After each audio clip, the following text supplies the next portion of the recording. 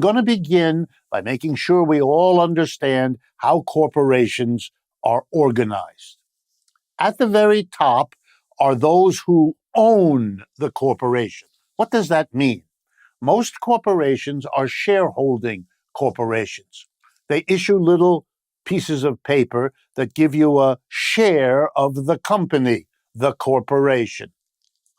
And those are the people who vote, deciding basically what the corporation is going to be doing, how it's doing it, and all those basic decisions. But here comes the first undemocratic arrangement.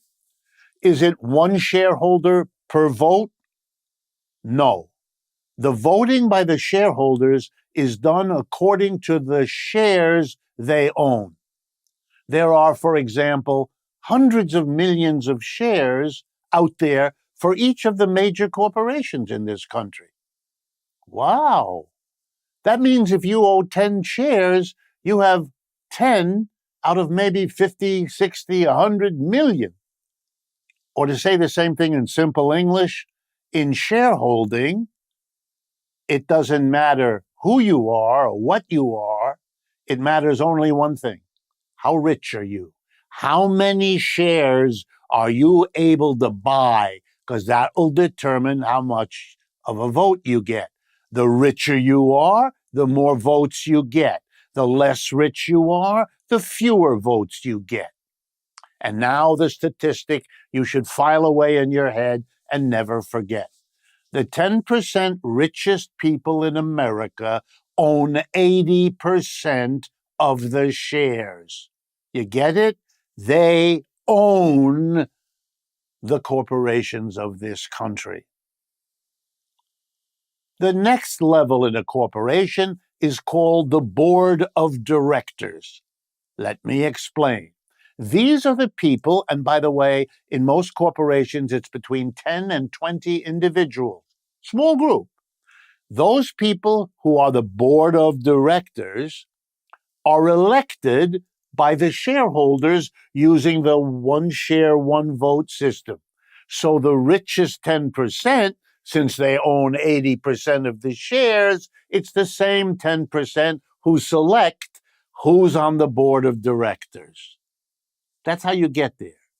If you don't know these rich people who own 80% of the shares, your chances of getting on the board of directors are about as good as your chances of winning the lottery. What does the board of directors do? All the basic decisions. You might call it the big ones. What does this corporation produce? What technology does it use? Where does it decide production will occur? Whom does it hire to do the work?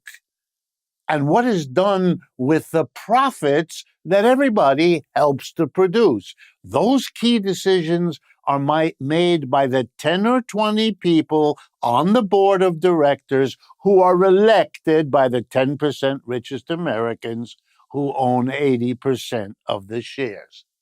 One of the things a board of directors does is hire the chief officers.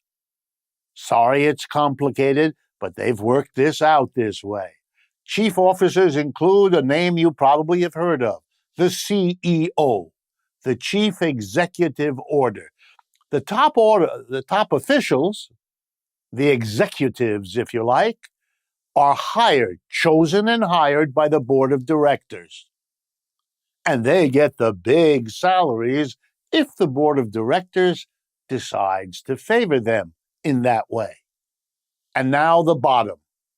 The bottom isn't a small group. The bottom is the mass of employees. The officers hire the employees. The board of directors hires the officers, and the shareholders elect the board of directors. You know what that means?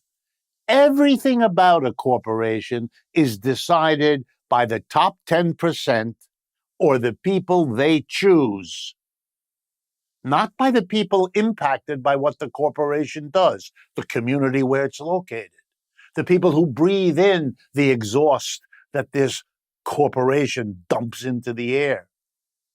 The pace of the work the masses of people who are employees do. No, all of that is decided by this tiny group at the top.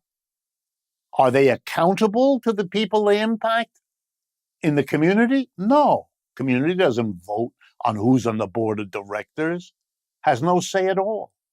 The workers, ditto, nothing. Do your job. All the key decisions about the economy you live in, starting with the wage you earn, the work you have to do, the economics of the community you live in, all of it, decided by a tiny group. This is the opposite of democracy. Corporations are not about democracy. When you cross the threshold into the factory or the office or the store where you work, you leave the democratic realm. It might exist in your community. You get to vote on the mayor who has power over you. You get to vote on the senator or the governor. You have at least some, not enough, but some influence. You cross into your workplace, you've got none. You are told what to do, how to do it, where to do it, when to do it, and at the end of the day, you go home to get ready to come back and be told what, how, where, and when to do it the next day. By the way, that's not freedom, because if you quit, you know what your options are: to go on welfare for a while where you won't be treated as a free person either, or to go work for another corporation that will treat you more or less the same way. 10% of the people own 80% of the shares, and they run these corporations and then run around the world and tell everybody, this is the land of freedom. What? What do you mean? You've excluded democracy from the workplace. Capitalism has always done that. Keep it in mind. Okay, now let's watch how they work.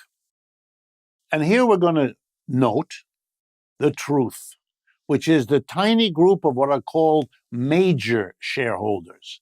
See, it turns out that wealthy people often give their shares or own their shares through a trust department of a bank, through a family office, they're called, through a venture capital fund. They give it to people who are experts, who get paid very, very well, and they're the ones who decide what corporations' shares to buy. And these firms, sometimes these days called hedge funds, own and speak for a lot of very rich people. So when you gather the shareholders of these corporations into an annual meeting, which they all have, it turns out 20, 40, 60 people arrive, even though the shareholders may be numbered in the tens of thousands. That's because the shareholders all have few shares. Their votes will never matter to anything. There's no point in them spending money to go to wherever the annual meeting is, stay in a hotel 2 days, and sit in a room where what you can do is vote, but nobody cares because you don't have enough shares to make your votes count.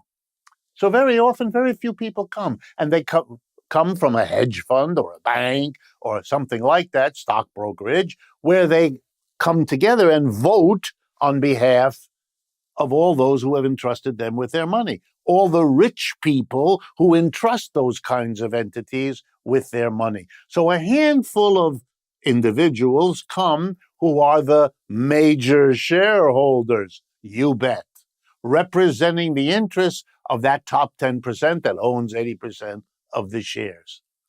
They sit down with the board of directors, who are the people they elected, and they tell them together, they work out what the company is going to do.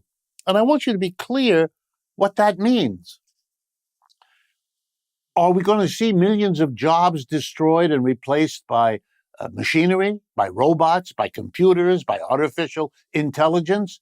Who makes that decision? Now you know. The board of directors and the major shareholders. You lose your job, they're the ones who decided to do that. Do they close the factory in Cincinnati or in Chicago or in Los Angeles and open another one producing the same stuff in China or India or Brazil? You want to know who makes that decision? The government? Not at all. The workers? Not at all. The corporations do that.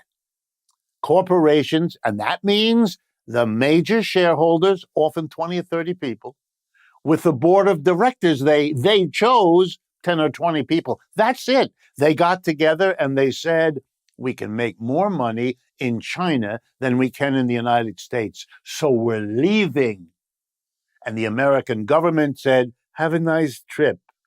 And the American workers said, what happened to me? My job, my family, my community.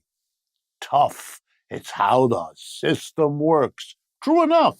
That's exactly how it works.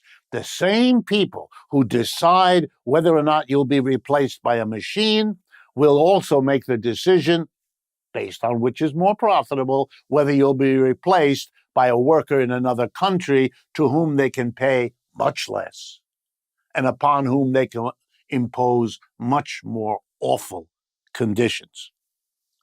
The thing we call globalization, fancy word, or technological progress, another fancy term, these are simply dresses clothing the naked profit-driven decision of corporate executives run by their directors, selected by the, major shareholders.